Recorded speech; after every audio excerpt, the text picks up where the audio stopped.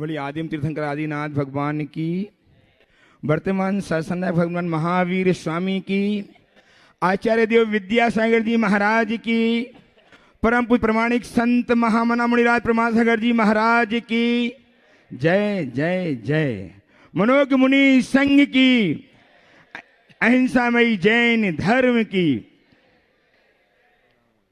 इस धर्म सभा में विराजित सभी भव्य जनों एवं सुदूर अवस्थित अपने अपने घरों में बैठ करके पारस चैनल, जनवाई चैनल, प्रमाणिक ऐप के माध्यम से अपनी शंकाओं के समाधान प्राप्त कर रहे सभी सुधी श्रोताओं, आज हम पुनः संबद्ध होने जा रहे हैं जगत पूज्य आचार्य देव विद्यासागर जी महाराज के परम प्रभावक शेख मुनिराज प्रमासागर जी महाराज, जो जगत विख्यात हैं गुणायतन प्रणेता, शंका समाधान प्रवर्तक, भावना योग प्रवर्तक एवं संप्रेरक समय के रूप में, जिनकी सुमधुर वाणी से अपनी शंकाओं के सटीक समाधान प्राप्त करके हम अपने जीवन को नई दिशा, नई राह दे पाते हैं। आज हम पुनः गुरुदेव के श्री चरणों से मैं बैठ करके अपनी शंकाओं के समाधान प्राप्त करें। उसके पूर्व मैं चाहता हूं कि गुरुदेव का वरद हस्त आशीष के रूप पर हम पर आच्छादित हो। अतः मेरे साथ उच्चारिए नमोस्तु महर्षि, नमोस्तु महर्षि, नमोस्तु महर्षि। आपका अपना कार्यक्रम शंका समाधान प्रारंभ हो उसके पूर्व आज गुणायतन से निर्माण मित्र के रूप में राजेंद्र कुमार जी, श्रीमती सरोजी जैन, कालानी नगर, इंदौर ने अपने आप को संबद्ध किया है। बहुत बहुत साधुवाद के साथ उन्हें आमंत्रित कर रहा हूं, वे आए गुरुदेव चरणों में नम्रपद करके आशीर्वाद प्राप्त करें। उनका सम्मान करने के लिए गुणायतन के कोषाध्यक्ष श्रीमान एन साहब एवं ट्रस्टी गुणायतन प्रद्युम्न कुमार जी जैन दिल्ली भी आ जाएं और उनका सम्मान करके गुणायतन की महिमा को मंडित करें। आज हमारे बीच में वैद्यराज सुशील जी जयपुर की सुपुत्री डॉक्टर श्रीमती कलाजी कासिलवाल आ गई, उपस्थित हैं, जिनकी कृति, क्या नाम किताब का, रोगों के सरल उपचार एवं घर बैठे उपचार, अनुपम कृति जिन्होंने लिखी है, उस किताब का आज गुरुदेव के श्री चरणों में, श्री सानिध्य में विमोचन होना है। मैं विमोचन करने के लिए गुणायतन के श्रोमणी संरक्षक श्रीमान पाटोदी जी, अशोक रानी जोशी अध्यक्ष है, कहाँ आ जाए, भाभी जी आइए, आ जाए विमोचन के लिए। डॉक्टर श्रीमान एन साहब भी रुके, आए हैं। अकाली जी सद भैया गुणायतन श्रोमणी संरक्षक गुणायत टीकमगढ़, वे भी आए, सीखते से आते जाए सब लोग, आप आइए।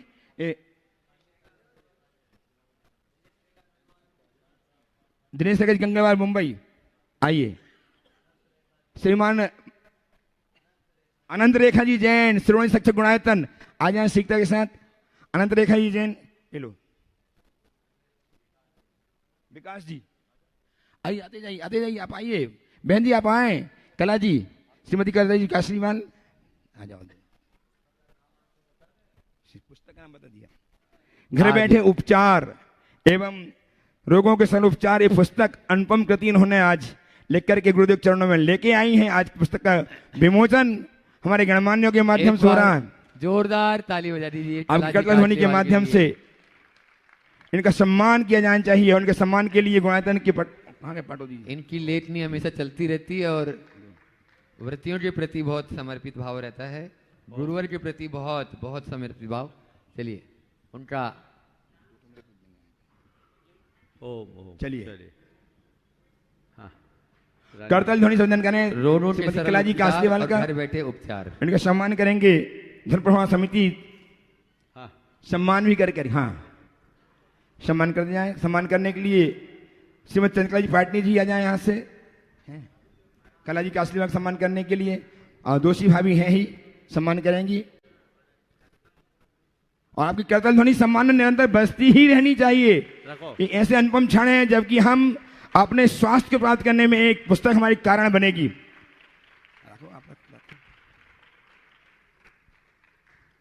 और मैं शंका समाधान के सत्र को, आज कला जी की 2 पुस्तकें आई हैं, एक रोगों के सरल उपचार और दूसरे घर बैठे उपचार।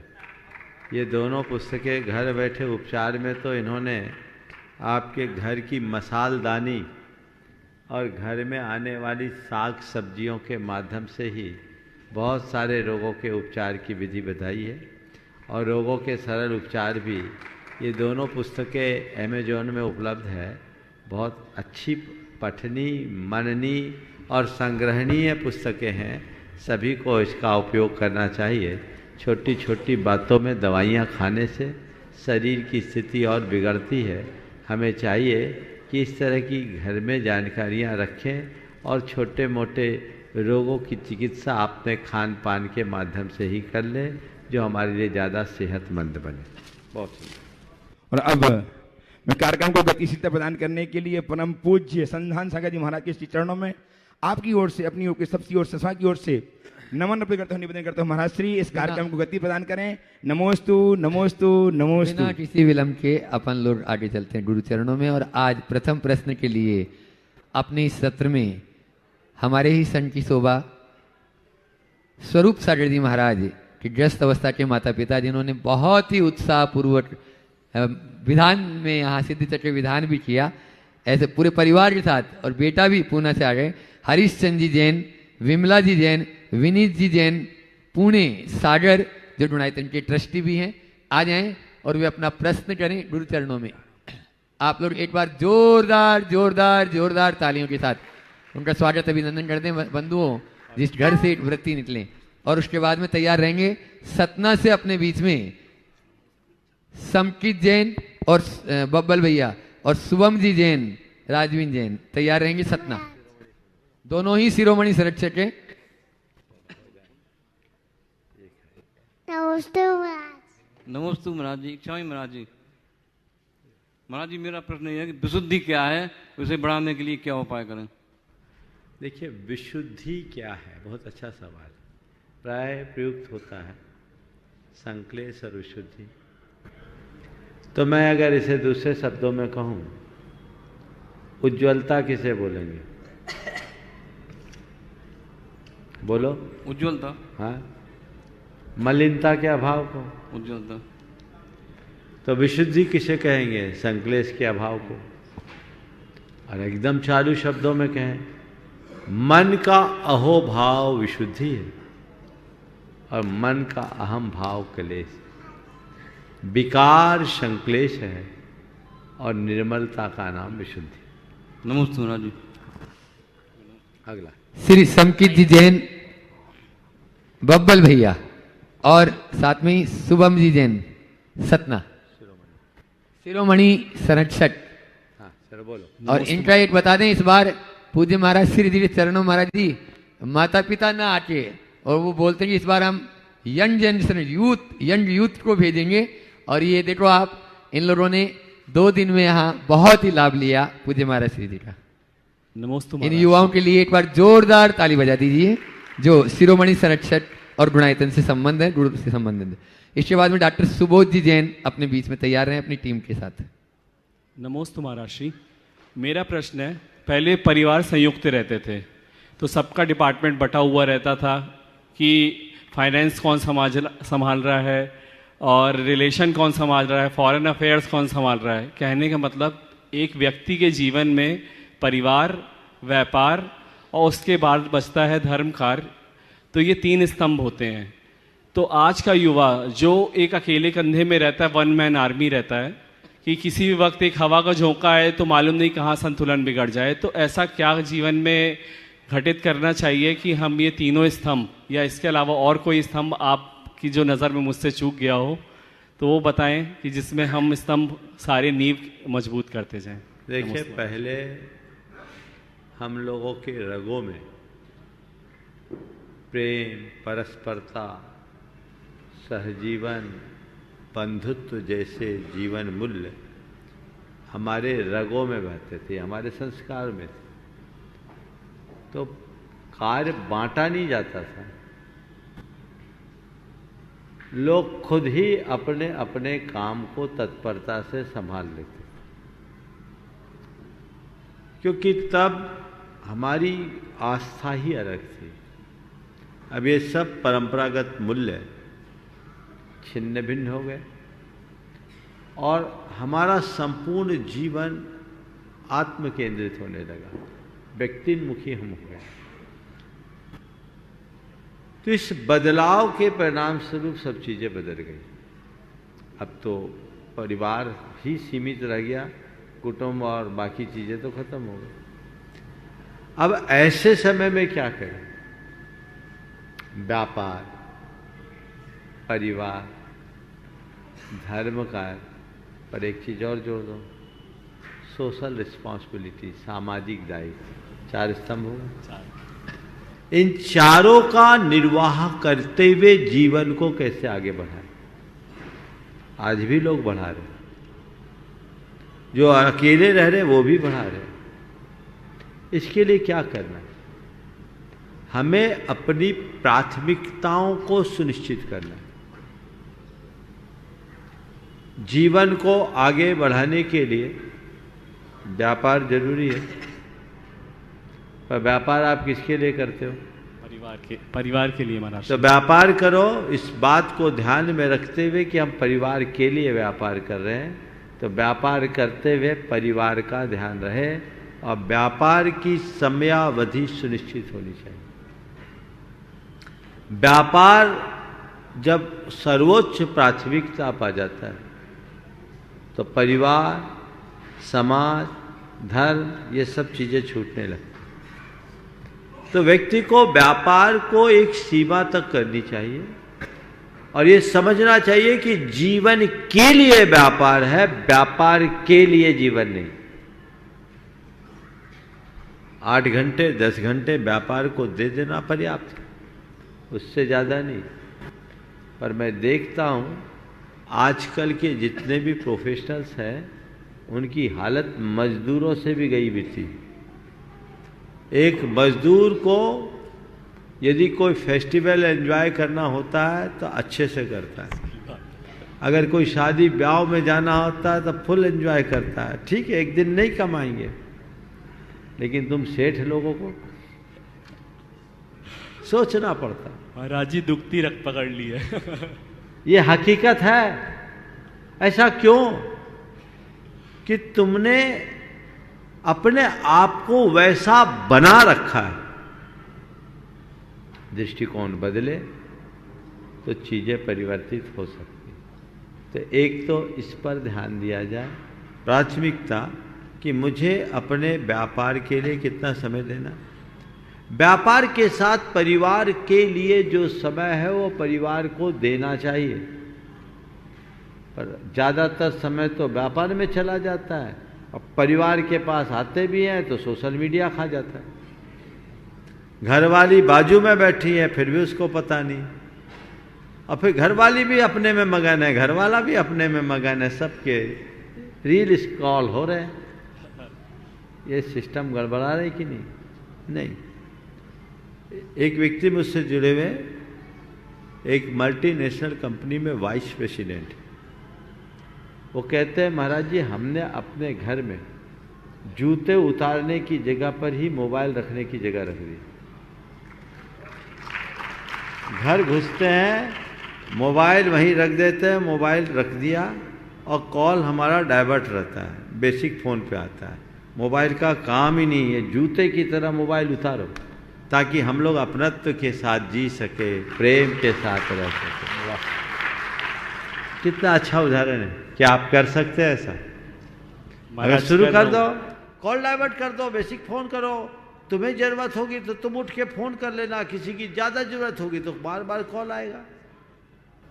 और जी का जंजाल, आजकल तो निपटने जाते वहां भी फ़ोन लेके जाते। पागलपन नहीं है तो क्या है? बोलो, सोच को बदलने की जरूरत है ना। मुझे बहुत अच्छा लगा उसका प्रस्ताव, ये शुरू कर देना चाहिए, वहां हटा दो। तो ये प्रायोरिटी परिवार की भी होनी चाहिए। फिर ये सोचना चाहिए कि मेरे जीवन के निर्माण में समाज का एक बड़ा योगदान है कि नहीं है? हाँ बिल्कुल।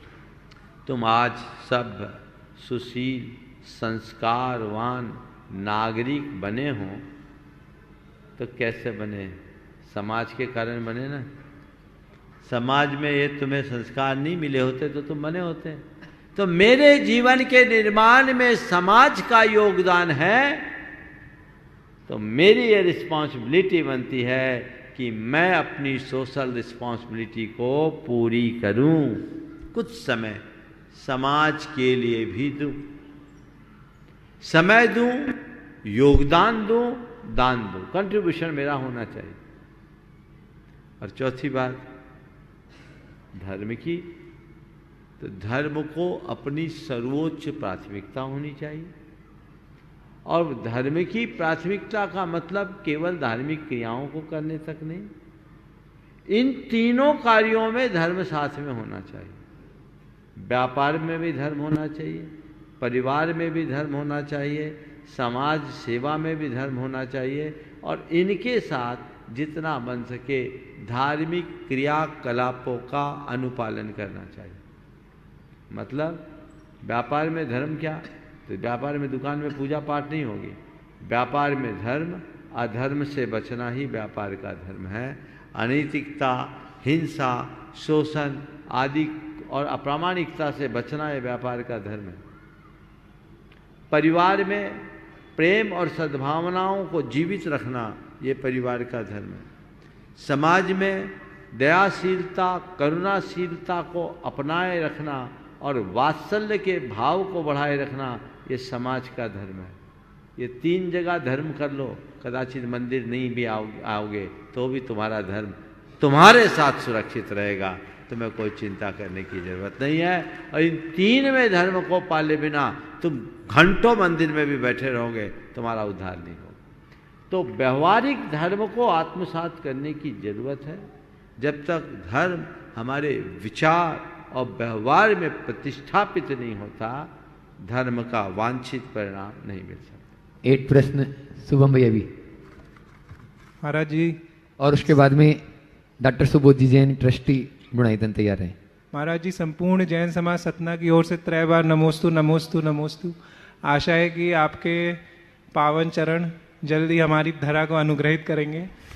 मेरा प्रश्न यह है कि हम लोग जैन फिलॉसफी के अपरिग्रह के सिद्धांत से काफ़ी इंस्पायर्ड है और उसको अपनाना भी चाहते हैं, लेकिन व्यवहारिक जीवन में, भौतिकवाद में मोस्टली उसको भूल जाते हैं, और कभी देखा देखी में, कभी कंपटीशन में, कभी शॉपिंग में। तो कैसे उसको मतलब अपने जीवन में मतलब एक पार्ट बना ले उसका। बहुत सुंदर। देखिए, अपरिग्रह के संदर्भ में हमें थोड़ा व्यापकता से समझने की जरूरत है। एक बार एक युवक ने एक सवाल किया कि महाराज जी, मैं जैन धर्म के सभी सिद्धांतों से बहुत प्रभावित हूँ, लेकिन अपरिग्रह के आदर्श को देखकर थोड़ा सा मन में कुछ संकोच होता है कि अगर हम लोग अपरिग्रह के आदर्श को अपना लेंगे तो हमारी ग्रोथ कैसे होगी, हम बहुत सीमित हो जाएं, और जब हमारे पास पैसा ही नहीं होगा तो हम करेंगे कैसे। और उसने हमको ही एक प्रकार का उपालंभ दिया कि महाराज जी, आप हम लोगों को अपरिग्रह का पाठ पढ़ाओ और हम लोग पैसा अपने पास नहीं रखें तो इतने बड़े बड़े प्रोजेक्ट समाज में आते, उनको पूरा कैसे करें। ठीक है, तुम्हारा सवाल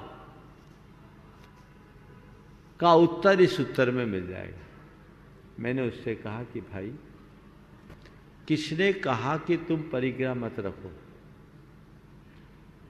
जैन धर्म में अपरिग्रह के संदर्भ में 2 दृष्टियां, एक पूर्ण अपरिग्रह और दूसरा सीमित परिग्रह।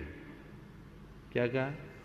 पूर्ण अपरिग्रह और दूसरा सीमित अपरिग्रह। पूर्ण अपरिग्रह हम लोगों ने अपना रखा है, हमें कुछ नहीं चाहिए। सीमित परिग्रह तुम्हारे लिए। अब सीमा क्या? अपनी आवश्यकताओं के अनुरूप जितना जरूरत है उतना रखो, जरूरत के लिए रखो और जरूरतमंदों के लिए रखो। ऐसा नहीं कहा कि तुम हम साधु की तरह फकीर बन जाओ। जैन जगत में बड़े बड़े राजा महाराजा चक्रवर्ती हुए कि नहीं हुए, जिनका 6 खंड इस धरती पर एक छत्राधिपत्य साम्राज्य रहा, हुए। उनको उनके अंदर अपरिग्रह के प्रति आस्था थी कि नहीं? बहुत सारे चक्रवर्ती तो अनुव्रती भी हुए, उनके मन में आस्था थी कि नहीं? बोलो। सारे नगर सेठ जैनी होते थे, उनके अंदर अपरिग्रह की आस्था थी कि नहीं? महाराज आप लोग कहते हो कि जितना जरूरत उतना रखो, तो इतना सब रखने की जरूरत क्या है? ध्यान रखो, एक है परिग्रह, एक है संग्रह। परिग्रह केवल जोड़ने का नाम, संग्रह भी सामान्य रूप से जोड़ने का नाम है। लेकिन संग्रह का उद्देश्य यदि सही हो जाए तो वो अपरिग्रह बन जाता है। एक संग्रह के लिए संग्रह, यानी जोड़ने के लिए जोड़ना, और दूसरा अनुग्रह के लिए संग्रह। संग्रह के लिए संग्रह करना हमारे जीवन को बर्बाद कर देता है, और अनुग्रह के लिए जब हम संग्रह करते हैं तो हमारे जीवन का उद्धार कर देता है। उदाहरण देता हूं, बहुत अच्छा सवाल है, इसलिए थोड़ी विस्तृत चर्चा होनी चाहिए। नदी में बांध बनाया जाता है, किस लिए बनाया जाता है? पानी को रोकने के लिए। बोलो। पानी को रोककर उसे सही जगह वक्त पर पहुंचाने के लिए बांध बना लिया, पानी रोक लिया। अगर बांध न बनाए तो पानी वेस्ट हो जाएगा। हमने बांध बनाकर पानी को रोका, लेकिन पानी रोकने के लिए, पानी को रोके रखने के लिए बांध नहीं बनाया। बांध बनाने के साथ उसमें गेट भी बनाए और उनके साथ नहरों को भी जोड़ा, और उसके माध्यम से पानी को वहां डाइवर्ट कर दिया जहां उसकी जरूरत है। तो धन को जोड़ना एक प्रकार के बांध का निर्माण करना है, और बांध बनाकर दान धर्म आदि के माध्यम से जनता का अनुग्रह करना है। तो ये सही है, लेकिन बांध बनाकर रोक के रखो तो विप्लव के लिए तैयार रहना होगा, फिर सब बर्बाद होगा, सर्वस्व नष्ट होगा, इसे कोई रोक नहीं सकता। इस समझ को अपने अंदर विकसित कर लो तो कोई कठिनाई नहीं। समझ गए? अब बात आती है तुम्हारी मूल बात की। आज कंज्यूमरिज्म का युग है। पुराने लोग पैसा कमाते थे और बचाते थे। क्या करते थे? पैसा कमा के बचाते थे, और बचाने के बाद क्या करते थे? सही जगह लगाते थे। तभी छोटे छोटे गांवों में हमने देखा 4-4, 5-5 घरों की बस्तियां और विशाल उत्तुंग जिनालय बने ना। कमाई के साधन अल्प होने के बाद भी उन्होंने लगाया, क्योंकि कमाया, बचाया और लगाया। और आज क्या कर रहे हैं? कमाया, खाया और गंवाया। बचाया कहाँ? वेस्ट है। तुमने किसी भी वस्तु का ऐड देखा, ले आए। जरूरत नहीं है तो भी ले आए। आज तुम जैसे यंगस्टर हर 2 महीने में तो अपना मोबाइल बदलते हैं, हर 6 महीने में अपनी गाड़ियां बदल लेते हैं। शेविंग कहाँ है ये? बोलो।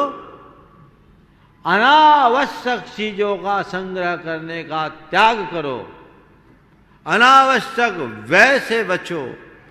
जो है आवश्यक, जितना है आवश्यक उसे बचा के चलो। बहुत सारा रास्ता प्रशस्त हो सकता है और हम अपने जीवन को सकारात्मक दिशा में आगे बढ़ा सकते हैं। न्यूरोसर्जन डॉक्टर सुबोध जी जैन जो डायरेक्टर भी हैं अपोलो हॉस्पिटल इंदौर, वे अपना प्रश्न रखे हैं और उसके बाद में आज अपने बीच में विकास जी सेठी फाइन कार्टो, फाइन कार, नमस्ते हाँ, महाराज जी। मुंबई, फिन कार बोलो, फिन कार। शिरोमणि सरटसठ डुणाइतन और रेखा दिनेश जी डंडवाल शिरोमणि सरटसठ डुणाइतन, ये लोग एक प्रश्न करने के लिए बोल रहे हैं, तो एक। नमस्ते महाराज जी, नमस्तु नमस्तु। महाराज जी मेरा प्रश्न है, हम कुछ लोगों को क्यों माफ़ नहीं कर पाते, जबकि हम जानते हैं कि उनके बारे में हम सोचकर हम स्वयं को ही नुकसान पहुंचाएंगे। हम कुछ लोगों को माफ़ क्यों नहीं कर पाते, जबकि हम जानते हैं कि उनके बारे में सोचकर हम स्वयं को ही नुकसान कर पाएंगे। देखिए, हमारे अंदर का ईगो है ना, हमको रोकता है। अगर हमने अपने अंदर की ईगो को हटा दिया, उस पर नियंत्रण पा लिया, तो हम माफ़ करने में और माफ़ी मांगने में एक पल का भी विलंब नहीं कर सकते। मन को सरल बनाना जरूरी है। किसी किसी व्यक्ति विशेष के प्रति उत्पन्न होने वाला पूर्वाग्रह भी हमें ऐसे रोक देता है, इसलिए इनके प्रति हमें ध्यान रखना है। एक प्रश्न और। विकास जी सेठी, लिस्ट लंबी है, आज एक ही कर लो तो अच्छा है, चलो पूछो। नंबर नहीं है। महाराज जी नमस्तु नमस्तु नमस्तु। महाराज जी, अगर शरीर पुद्गल द्रव्य है तो आपके कहिए वचनों को स्वीकार कैसे करें? देखो, शरीर पुद्गल द्रव्य है, लेकिन शरीरधारी जो है वो पुद्गल द्रव्य से जुड़ा हुआ है। तो जैसे हम अपनी करंट को पास करने के लिए वायरिंग का प्रयोग करते हैं ना, वैसे ही चेतना तक चीज़ों को पहुंचाने के लिए शरीर वायरिंग का काम करता है। महाराज जी नमस्ते। विकास जी सेठी मुंबई शिरोमणि सरटसठ और साथ में दिनेश जी रेखा जी डंडवाल शिरोमणि सरटसठ मुंबई। पूज्य गुरुदेव के चरणों में त्रिवार नमस्तु।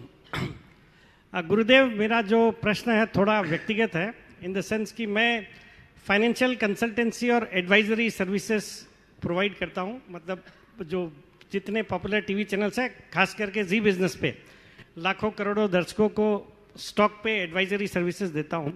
तो भावना तो यही रहती है कि जो भी शेयर्स बोलूँ उसमें जो फॉलोअर्स हैं उनके फ़ायदा हो, और होता भी है। बट कभी कभार अगर किसी स्टॉक पे नुकसान होता है, भावना मेरी ये नहीं होती, तो उसमें कुछ दोष है क्या गुरुदेव? देखो, अब ये तो बिजनेस है और आप तो पहले ही डिस्क्लेमर दे देते हैं, बाकी झमेला उसका है। हम तो एडवाइजरी दिए, तो आपने दिया, आपने डिस्क्लेमर दे दिया है, तो फिर उसमें कोई ऐसी बात नहीं। लेकिन इसमें एक मैं एडवाइज आपको देता हूँ,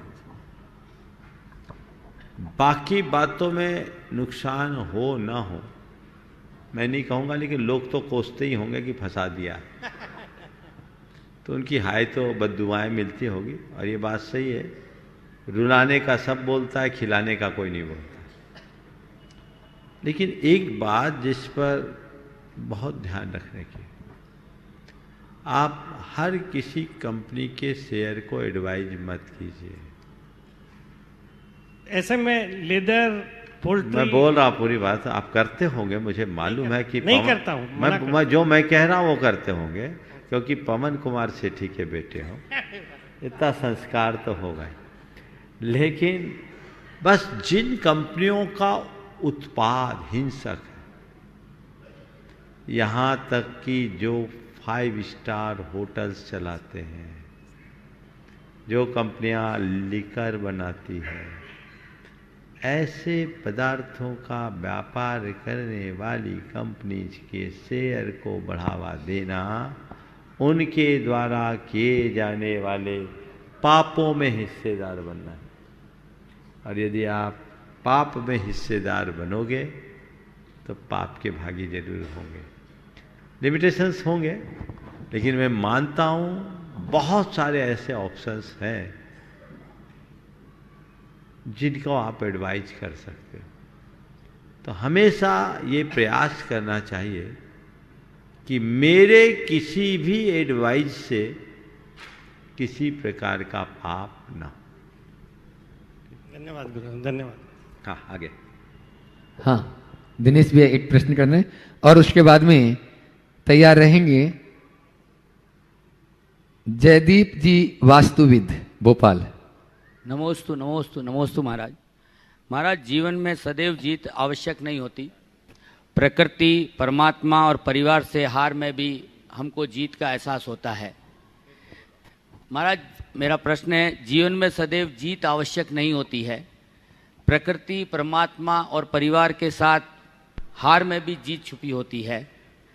तो गुरुदेव, इस हार और जीत के खेल में हम अपने जीवन को कैसे पूर्णत करें? जीवन को खेल मान लो तो हार जीत दोनों स्वीकार हो। लेकिन हम खेल में तो हार जीत को स्वीकार करने के लिए राजी होते हैं, जीवन में हमेशा जीत चाहते हैं। ये सोच बदलनी चाहिए। ये है, कभी जीत है तो कभी हार है। हार भी जाओ, घबराओ मत, आज हार रहे हैं कल जीत सकते हैं, ये सोच विकसित हो। नमोस्तु नमोस्तु। जयदीप जी वास्तुविद भोपाल, वे अपना प्रश्न कर रहे हैं और उसके बाद में तैयार रहेंगे इस पूरी धर्म प्रभावना समिति के अध्यक्ष अशोक जी, रानी जी दोषी, शिरोमणि संरक्षक गुणायतन, छवि दोषी, उनकी पुत्रवधू, वे भी तैयार रहे, पूरा परिवार तैयार रहे। हे गुरुवर, नमोस्तु नमोस्तु नमोस्तु। महाराज जी, आपकी शंका समाधान की अमूल्य आपकी वाणी का एक प्रभाव हमें अपने घर में ये देखने को मिला। पिछले वर्ष हमारा चक्रवर्ती विवाह हुआ। हमारी ये भावना थी कि हम दोनों धर्म के मार्ग पर आगे बढ़ें। तो आपने एक दिन ये बोला था, आदर्श दंपति यदि आपसी सामंजस्य मन में विचार एक रखना चाहते हैं तो पुरुषों को भी घर में कुछ धार्मिक कार्यों में सहायता करनी चाहिए। महाराज जी, वो ये व्रती हैं और इनकी सहायता करने के हमारे भाव हुए कि हम भी आपके व्रतों में सहायता करने का भाव रखेंगे। अब चूंकि मैं बहुत ज़्यादा साइट्स पर काम करने के लिए जाया करता हूँ, तो महाराज जी, हम अपने आदर्श दाम्पत्य जीवन को कैसे निर्वहन को करें और एक दिन हम भी अणुव्रती बन पाए? महाराज जी, देखिए, बहुत अच्छी बात है कि तुम अपनी धर्मपत्नी के लिए सहयोग कर रहे हो। लेकिन महाराज जी, ये आपके कारण हमारे भाव बहुत सुंदर। अब रहा सवाल कि अपने कार्य क्षेत्र की व्यस्तता के कारण हम ये नहीं कर पाते। भावना भाव और अपने कार्यों को उस दिशा में मोड़ो ताकि हमारा दोनों काम सच सके। जी, नमोस्तु महाराज जी। अशोक, रानी, छवि दोषी, अध्यक्ष धर्म प्रभावना समिति, शिरोमणि संरक्षक गुणायतन, अपना प्रश्न कर रहे हैं और उसके बाद में आज अपने बीच में हजारीबाग से अनिल जी, संगीता जी सेठी, यहाँ पर उपस्थित बंधुओं, पूज्य महाराज श्री जी के अच्छा तैयार रहेंगे। अनिल, संगीता सेठी। नमस्ते महाराज जी। महाराज जी, मेरा ये प्रश्न मेरी भतीजी और भतीजी और कंवर साहब की तरफ से नीदरलैंड्स द हेग से है। उनकी शंका ये है कि क्या 24 तीर्थंकर ऐरावत क्षेत्र में भी होते हैं? नहीं, हाँ, ऐरावत क्षेत्र में भी, जैसे भरत क्षेत्र में जो व्यवस्था है वही की वही व्यवस्था ऐरावत क्षेत्र में। तो 24 तीर्थंकर नाम में अंतर होगा, 24 जैसे यहाँ होते वैसे ना। और जैसे कि हम कहते हैं कि जितने भी जिनालय हैं, 3 लोकों में जितने भी जिनालय हैं, क्या इसका मतलब ये कि नरक में भी जिनालय होते हैं, और अगर होते हैं तो उनकी रक्षा सेवा कौन करता है? नरक में जिनालय नहीं है, अधोलोक के जिनालय कहते हैं। अधोलोक में जो भवनवासी और वेंतरों के भवन है, वहाँ पर जिनालय है जो 7,72,00,000 अच्छा। ऐसा कहते हैं, तो वो उसको जोड़ के मान लेते, बाकी नहीं, नरकों में जिनालय नहीं। अपने बीच में उस पावन माटी हजारीबाग से, जिस माटी ने ऐसे लाल को जन्म दिया, आज वहां से अनिल, किशनगढ़ में अभी वर्तमान में किशनगढ़ से जो है अनिल जी, संगीता जी सेठी, जोरदार तालियों से अपन स्वागत अभिनंदन करो। और मैं चाहूंगा कि पूरी धर्म प्रभावना समिति, हर व्यक्ति चाहेगा इनका सम्मान करना, वहां पहुंच जाए और अनिल भैया और संगीता जी का वहीं पर स्वागत अभिनंदन कर दें। नमस्ते महाराज। रानी दोषी जी जल्दी, छवि जा रही। हाँ, और अनिल भैया एक प्रश्न भी करेंगे।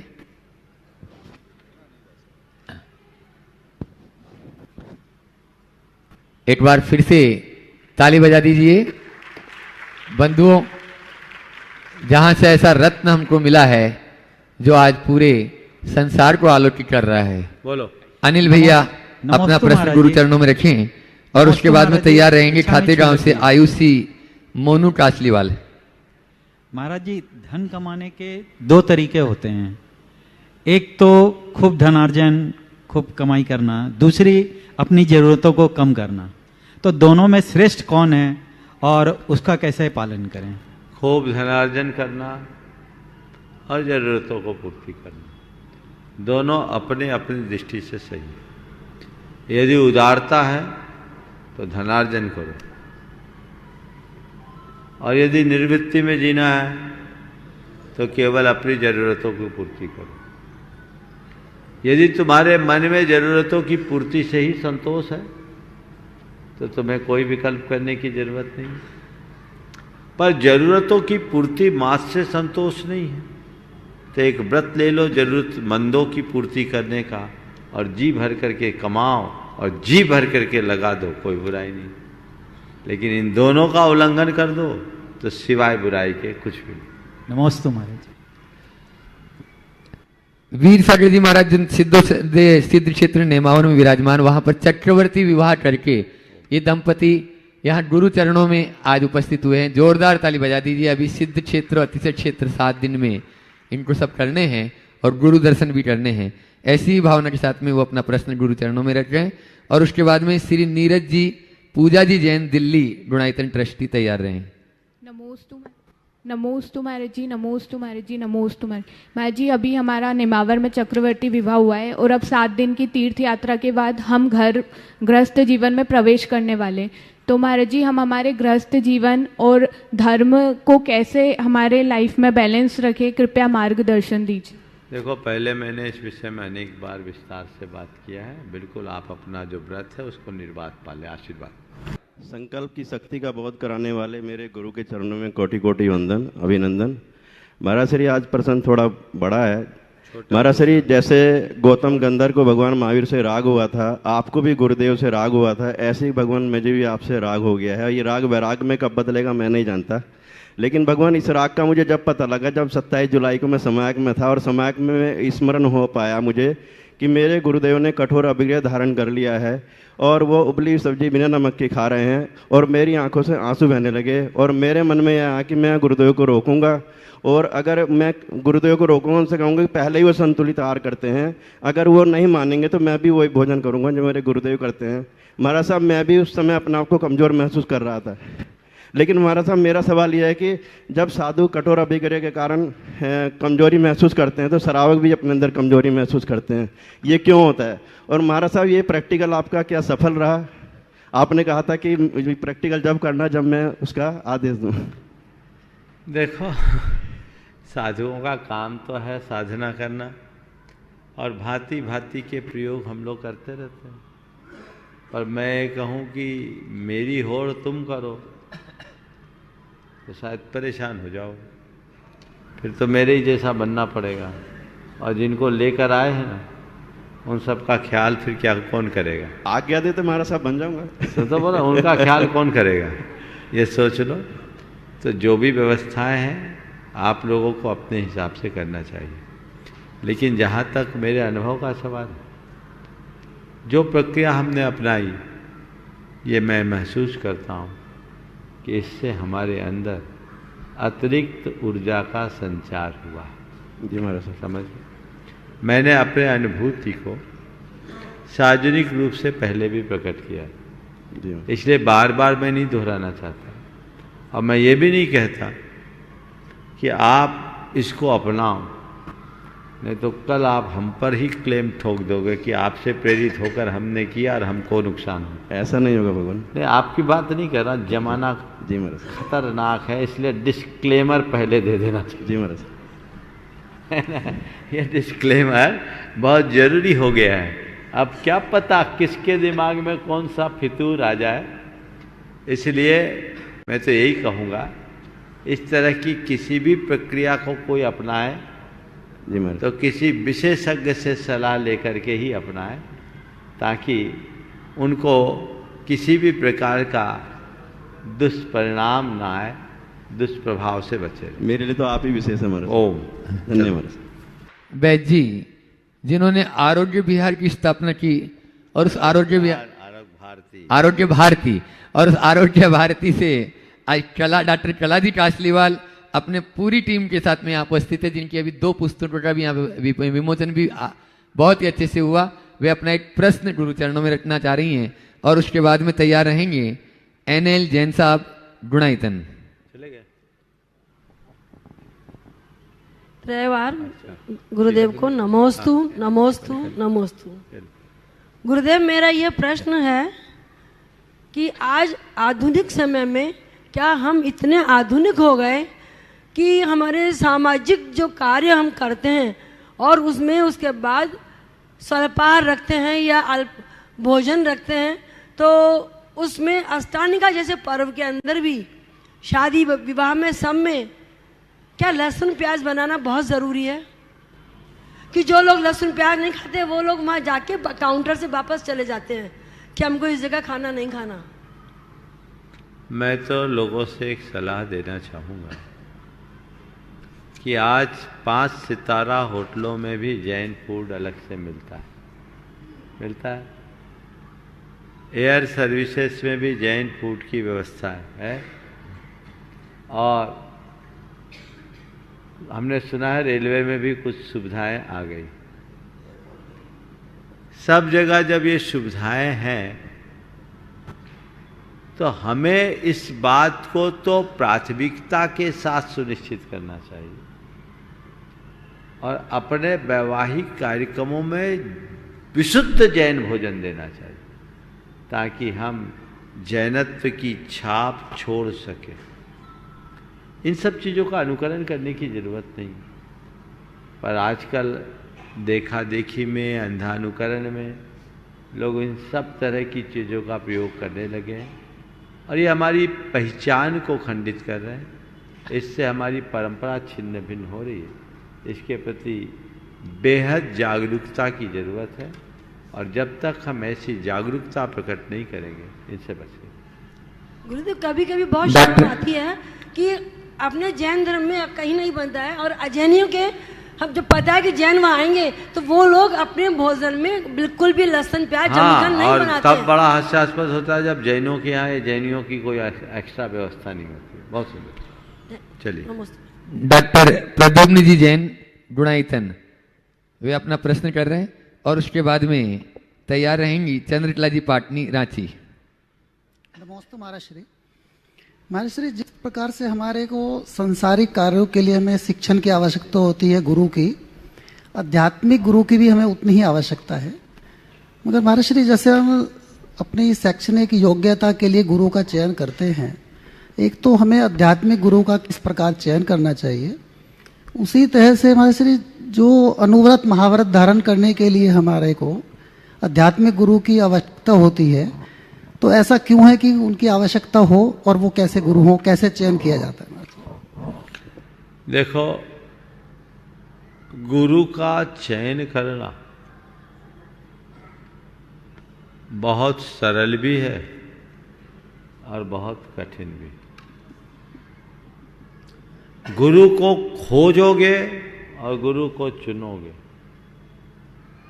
तो शायद पूरी जिंदगी खोदो, गुरु को नहीं पा पाओगे। और शिष्य बन जाओगे तो जब चाहो गुरु को उपलब्ध कर लो। समझ लो, तो गुरु को खोजने वाला जिंदगी भर खोजते ही रह जाता है, पर अपने भीतर शिष्यत्व को उद्घाटित करने वाला सब कुछ पा जाता है। इसलिए जिनके चरणों में जाने के बाद तुम्हारे हृदय में शिष्यत्व का भाव प्रकट हो जाए, समझ लेना मुझ पर गुरु तत्व की कृपा प्रकट हो गई है, उसे गुरु के रूप में स्वीकार लेना। जिनेन्द्र वर्णी गुरुदेव के चरणों में आए। जिनेन्द्र वर्णी का नाम आपने सुना होगा। जैन जगत के बड़े मूर्धन्य मनीषी रहे जिन्होंने जैनेन्द्र सिद्धांत कोश 4 खंडों में लिखा। वे गुरुदेव के चरणों में मुक्तागिरी में 1980 में आए। उससे पहले खजुराहो और सागर की वाचनाओं में वे गुरुदेव के निकट आ चुके थे। और 80 की वाचना के बाद 1980 में जब मुक्तागिर में चातुर्मास हुआ, वो गुरुदेव के चरणों में आए और उन्होंने कहा कि गुरुदेव, मैंने अपने जीवन में बहुत कुछ किया, लेकिन मेरे जीवन में एक बड़ी कमी रह गई, और उस कमी के आगे मुझे ऐसा लगता है कि मैंने जो कुछ भी किया सब अधूरा। गुरुदेव, मेरी एक ही कमी थी कि मैंने सब कुछ पाया, गुरु को नहीं पा पाया। अश्रुपूरित नेत्रों से उन्होंने ये बात कही, मैंने सब कुछ पाया, गुरु को नहीं पाया। और इसमें भी कमी बाहर नहीं थी, कमी मेरी थी, क्योंकि मैं शिष्य नहीं बन पाया। गुरुदेव, आज आपके चरणों में शिष्य आया है, शरण देकर उसे अनुग्रहित करें। फिर वो गुरु चरणों में समर्पित हुए। गुरुदेव से उनने साधना ली और 1983 में ईसरी में उनकी उत्तम संलेखना हुई। तो अंदर शिष्य भाव जगना चाहिए।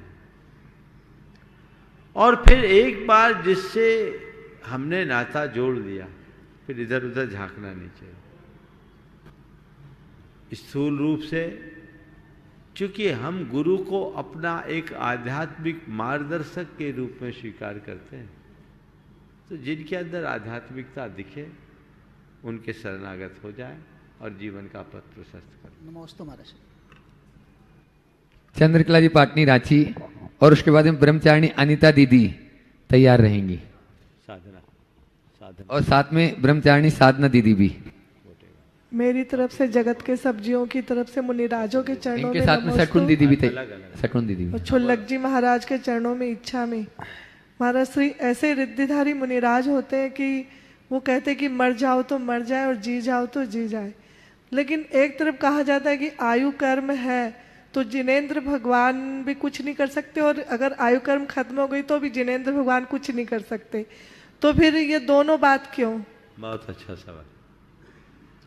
आयु कर्म हो तो जिनेंद्र भगवान भी कुछ नहीं कर सकते, और आयु कर्म न हो तो भी जिनेंद्र भगवान कुछ नहीं कर सकते। ये जिनेंद्र भगवान का ही वचन है, इसमें कोई संशय नहीं। और आपने जो कहा वो भी संभव है, ये भी भगवान का ही वचन है, इसमें भी कोई संशय नहीं। परस्पर विरोधाभास कैसे? विरोधाभास नहीं। वहां मर जा तो कब मरेगा? जब आयु का क्षय होगा तब। और जीते रहो तब कब तक जिएगा? जब तक आयु का सद्भाव होगा तब। तो आयु के क्षय से ही मरेगा, आयु के सद्भाव में ही जिएगा, ये तो अकाट्य नियम है। अब आयु कर्म का क्षय समय पर भी हो सकता है, असमय में भी हो सकता है। कोई किसी की गर्दन पर तलवार चला दे, गर्दन कटकर अलग हो जाए तो मरेगा कि नहीं मरेगा? बोलो। मरेगा। कब मरेगा? जब उसकी आयु का क्षय होगा। अब ये आयु का क्षय असमय में हुआ तो जैसे शस्त्र का आघात अकाल मरण का कारण बनता है, वैसे ही वचनों का आघात भी अकाल मरण का कारण बन जाएगा। पर ऐसा कब होगा? जब उस जीव की वैसी होनहार होगी। जैसी होनहार होती है वैसा निमित्त जुटता है, और जैसा निमित्त जुटता है वैसा परिणाम होता है। ऐसे कोई मुनिराज ऐसा किसी को नहीं बोलते मर जा, लेकिन यदि कहेंगे भी तो तब जब उसकी वैसी होनहार होगी। मेरे बचनों के आघात से सामने वाले का अच्छा होना है तभी वो मेरे पास है। बचनों के प्रताप से सामने वाले का अच्छा होना है तभी वो मेरे संपर्क में आएगा, और किसी के बचनों के प्रताप से किसी का बुरा होना है तभी वो उसके संपर्क में आएगा। ये निमित्त नैमित्तिक संबंध है। कथन में आता है कि उसके कहने से ऐसा हो गया, उसके कहने से ऐसा हो गया, ये सब व्यवहार की बातें। यथार्थ में न कोई करता है न कोई कर्म है। समझ गए? ये सब वस्तु का स्वाभाविक परिणमन है। उसके बोलने से वो मर गया, ये व्यवहार है। उसके कहने से वो बच गया, ये व्यवहार है। वो केवल निमित्त बना है, जो होना था वही हुआ, ये सच है। ब्रह्मचारिणी अनीता दीदी और ब्रह्मचारिणी साधना दीदी। नमस्ते महाराज श्री। महाराज श्री, समभावों से सब कष्टों को कैसे सहन करूं? देखो, जितने भी कष्ट आए ना, उसको कष्ट मानने की जगह समझो कि ये मेरे कर्म क्षय का निमित्त बनकर आए। सुनो, बता रहा हूं। कोई किसी के घर में वर्षों से काबिज हो, भले वो किराएदार था, कब्जा जमा है, अब उसको खाली कराओ तो ऐसे सामान्य रूप से वो खाली करके नहीं जाता। खाली करते करते वो घर के सारे फर्नीचरों को उखाड़ पखाड़ करके जाता है ना, छेड़छाड़ करके जाएगा, वो उसका स्वभाव है। लेकिन मकान मालिक उन सब चीज़ों को दिमाग में नहीं लेता, वो सोचता अच्छा हुआ पिंड छूटा। तो जन्मों से जड़ जमाए हुए, कब्जा जमाए हुए कर्म जब जाने को होते हैं ना, तो वो ऐसे नहीं जाते, थोड़ी उखाड़ पछाड़ करके जाते हैं, जो कष्ट के रूप में प्रकट होता है। तो जब ऐसा होने लगे तो सोचो अच्छा है, पिंड छूटा, कर्म कटा, जाने दो, अंदर क्षमता बढ़ाओ। एक दूसरा, भावना योग करो और ये सोचो ये पीड़ा शरीर में है, मुझ में नहीं। न में व्याधि कुतो व्यथा, याद किया है कि नहीं? तो उसको कब अपनाओगे? भेद विज्ञान का स्मरण और चिंतन हमारी सहनशीलता को बढ़ावा देता है। और ये बात बिल्कुल अनुभव सत्य है कि अपने कष्ट को तो स्वयं को ही भोगना पड़ता है। तो जब कष्ट को भोगना ही है, खुद की पीड़ा खुद को ही भोगना है, तो रोकर भोगो तो भोगना है, हंसकर भोगो तब भोगना है। दोनों स्थितियों में जब भोगना ही है तो क्यों न सहज स्वीकार करके भोग लो। ठीक है, उपाय क्या है? इतना सा संतोष मन में आ जाए और थोड़ी सी समझ जग जाए तो सारी आकुलता और व्यथा दूर हो जाए। बोलो। रत्नत्रयधारी त्रयमुनिराज को चरणों बारंबार चलो। नमोस्तु नमोस्तु नमोस्तु। शिलागी जी महाराज जी के चरण। रुके। हाँ। बंधुओं, आगामी 2 तारीख से 7 तारीख तक यहाँ पंच लाने का कार्यक्रम है और वो कल करेंगे। हाँ बोलिए, सवाल करिए। क्या हो गया, हम बाद में बताएंगे। हाँ महर्षि, ऐसा कहते हैं कि जहाँ पर हक होता है वहाँ कोई शक नहीं होती, और जहाँ शक होती है वहाँ कोई हक मतलब अधिकार, वहाँ कोई, जहाँ शक होती वहाँ हक नहीं होता, और जहाँ हक होता वहाँ शक नहीं होती। मुझे शक भी है और हक भी है आपके।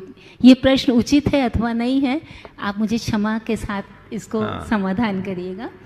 मुझे हक भी है और शक भी है। देखिए, आपका सवाल बहुत अच्छा है, आज उसका उत्तर देने का हक मुझे नहीं है, कल के लिए है, इसको लंबित रखता हूँ क्योंकि समय छूटने वाला। एक सूचना, विगत 14 अक्टूबर से भावना योग का एक उपक्रम शुरू हुआ था, 17 अक्टूबर से 14 अक्टूबर से, और बहुत सारे लोग नियमित भावना योग कर रहे, सभी लोगों ने टेस्ट कराया था। आज मुझे छवि जी ने कहा कि उसकी दोबारा टेस्ट जो 1 महीने बाद होनी थी, बहुत कम लोगों ने कराया। जितने लोग भी भावना योग कर रहे हैं, यद्यपि पूरी की पूरी टीम उनसे संपर्क अलग से भी कर रही है, लेकिन जो लोग भी भावना योग यहाँ प्रत्यक्ष और परोक्ष रूप से कर रहे हैं, वे सभी अपना अपना टेस्ट जरूर कराएं। इंदौर निवासी यहाँ मोता भवन में आकर के करा सकते हैं, और जो बाहर भी कराए वो उनसे संपर्क करा के बात कर पता 7:30 बजे से कल 7:30 बजे से वो सुविधा उपलब्ध है। और बाहर के लोग भी 1 महीने के बाद अपना टेस्ट जरूर कराएं, क्योंकि ये एक आप लोग एक बहुत बड़े अभियान के हिस्सा बने हो। ये आपकी जिम्मेदारी है कि आप अपनी टेस्टिंग सही समय पर कराते रहें, जिससे उसके परिणामों का अध्ययन करके एक तथ्यात्मक रिपोर्ट प्रस्तुत की जाए। इसमें बिल्कुल भी प्रमाद न करें, इसे अपना परम कर्तव्य मान करके स्वीकार करें। और 7:30 इसी से के साथ 11:30 का टाइम उसके लिए सुनिश्चित है, और सभी को खाली पेट आना है। और 108 जो रथावर्तन अभी जो आप लोगों ने एक इतिहास रचा, उसमें बार बार हर्ष जी यहाँ पर बता रहे हैं, कल भी आए थे आज भी, उन्होंने धर्म प्रभावना समिति ने उसमें श्रेष्ठ मंडल, श्रेष्ठ मंदिर, श्रेष्ठ झांकी, श्रेष्ठ इस प्रकार से कुछ रखा है। उसके जो भी पुरस्कृत किया जाएगा, जिसे कल उसका पुरस्कार यहाँ महाराज जी चरणों में होगा। चलिए बोले परम पूज्य मुनि श्री 108 प्रमाण सागर जी महाराज की